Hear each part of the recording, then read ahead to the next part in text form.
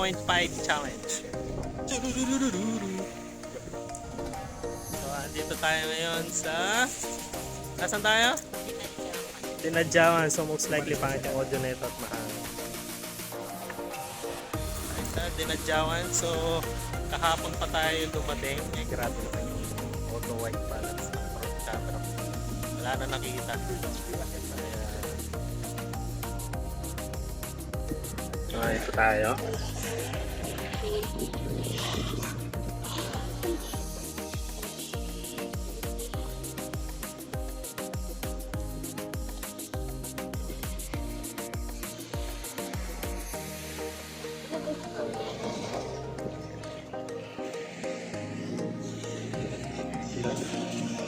Mimili sila ng bracelet.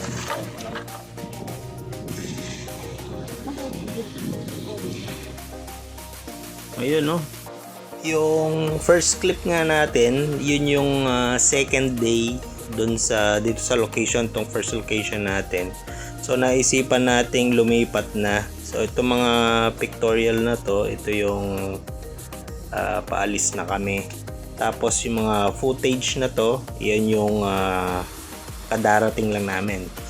Itong aerial shot na to, ito yung nag-warm up pa lang ako ng drone. So nag-familiarize lang ako sa pagtaas, pagbaba sa kaliwat kanan. So iniisip ko pa dito sa mga oras na to kung paanong shots yung gagawin ko.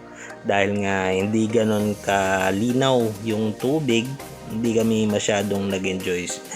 Kaya nag-decide na lang lahat na lumipat ng location. Ito nga, so aerial shot lang, flex lang natin yung location.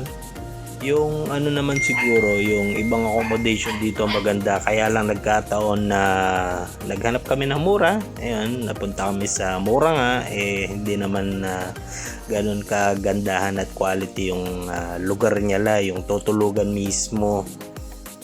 So itong lugar na to hindi siya pwede sa medyo maselan. Kaya ayan. Ito aerial shot muna. Ayan, flex lang tayo. Ganyan lang, palipad-lipad muna.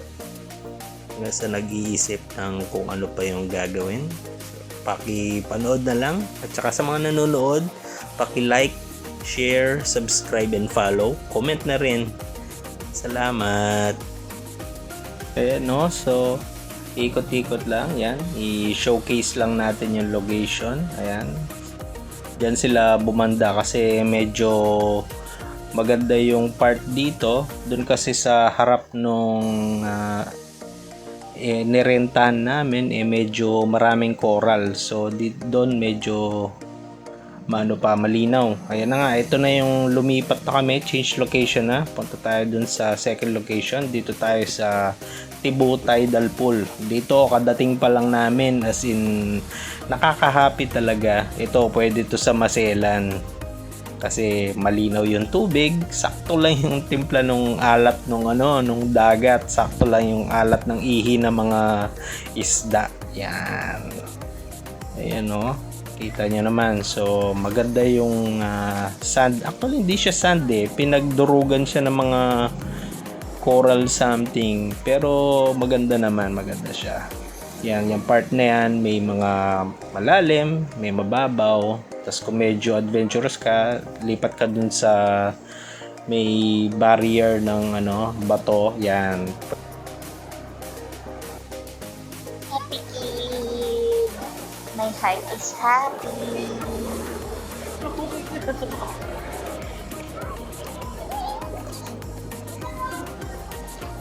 Video. Nag-mic pa talaga ako magsalita kayo. Video. Nag-mic talaga ako. Nagsasalita. Ay, huwag mo naman i-close up. Ayun, naka-wide screen ako. Hindi siya ganun ka-close. Okay na. Ayan. Mga sisi. Ito tayo dyan. Pwede mo na bibidyoan yung sarili.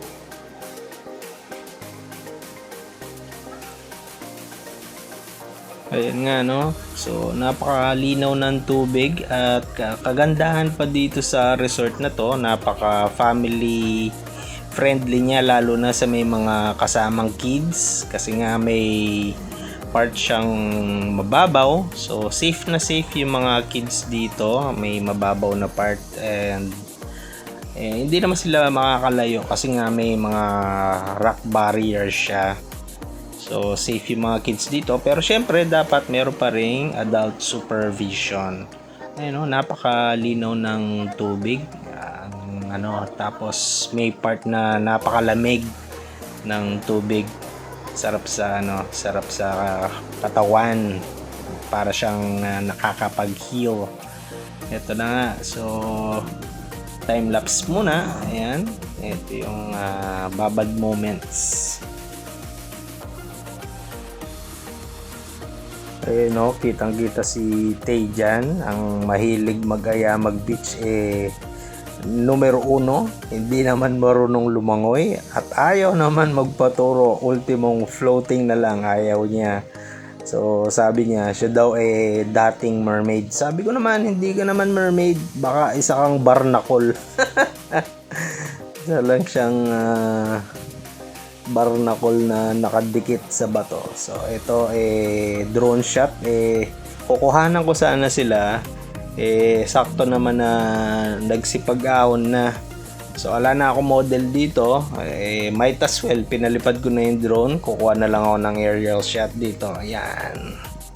So kita naman, no, napakalinaw ng tubig, tapos yung alon kahit malakas yung sa parts dyan, okay lang kasi nga may rock barrier dun sa may parang pool at saka kung saan kami nagstay kanina. Ayan. So yung mga coral na yan, kung pupunta kayo dito, mas maganda din magdala kayo ng goggles o kaya yung may snorkel, para makita nyo ng malinaw sa ilalim ng tubig. Napakaraming isda, may mga iba-ibang kulay.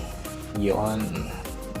Ito flex natin. Ito yung tinatawag niya lang Tibo Tidal Pool. So ayan, may part siyang malalim at mababaw. So mas gumaganda diyan pag pag nag-high tide na nadadagdagan yung tubig. So medyo lumalalim siya. Tapos lumilinaw yung tubig. Medyo medyo nagiging labo yung tubig kasi nga pag maraming tao, kasi nga yung sand niya. Ayan. So ito isang take lang tong aerial shot na to. Ayan, pa walking video daw. Ayan. Isang take lang, so wala na ulitan. Sige, bahala ng kung sinong mauna, kung yung drone or yung lakad. Medyo hirap siya dito kasi lumulubog daw yung paa niya sa buhangin. Ayan, nagtayla, twirl daw. Ayan, sila Sarah naman. Yan, moment niya lang. Yan ang kanilang walking aerial shot. Yan. Apakaangas.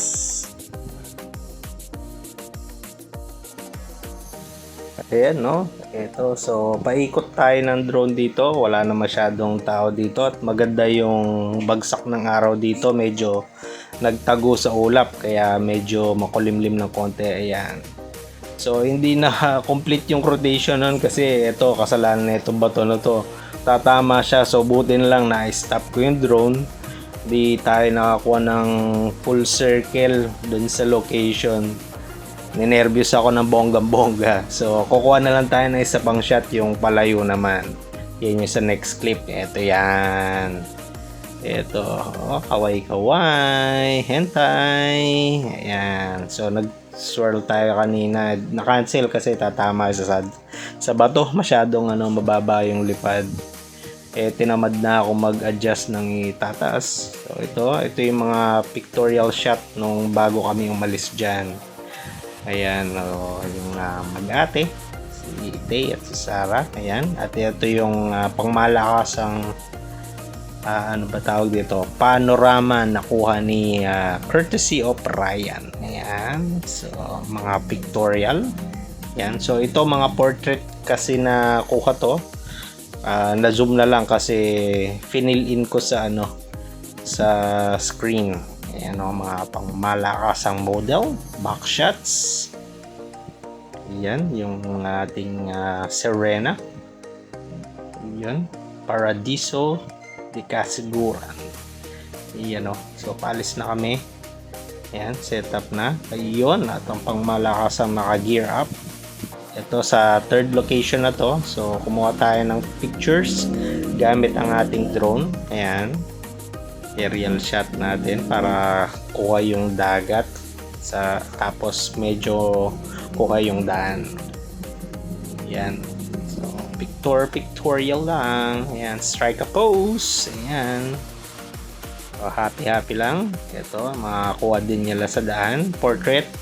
Hindi ko na zoom kasi masyado nang naka-zoom. So para ma-appreciate yung kuha, ayan. Hindi ko na siya ni-resize kasi masyadong madi-distort na yung kuha. Ayan. Ano? Pictorial sa daan. Ayun, no? At ito ang ating matitibay na kasama sa biyahe. Ayan. So, ito na. Salamat sa nanood. Uli sa paki-like, share, subscribe, and follow sa ating Yahoo page. Yahoo? Anong Yahoo? YouTube page pala. Sorry. Sa YouTube page, sa Facebook page yan. So, maraming salamat sa panonood. And God bless. And ingat lagi and ride safe. Bye!